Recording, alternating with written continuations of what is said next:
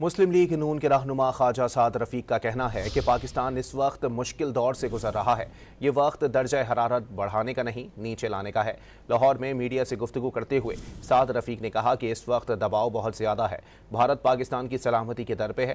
اندرون ملک دہشت گردی تنظیمیں بھی متحرک ہیں۔ ایک دوسرے کو القابات اور جھگڑا کر کے راستہ نہیں نکلے گا۔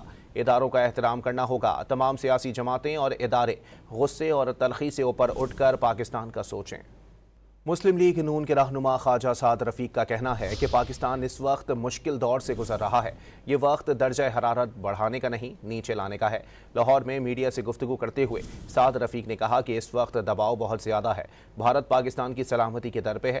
اندرون ملک دہشت گردی تنظیمیں بھی متحرک ہیں۔ ایک دوسرے کو القابات اور جھگڑا کر کے راستہ نہیں نکلے گا۔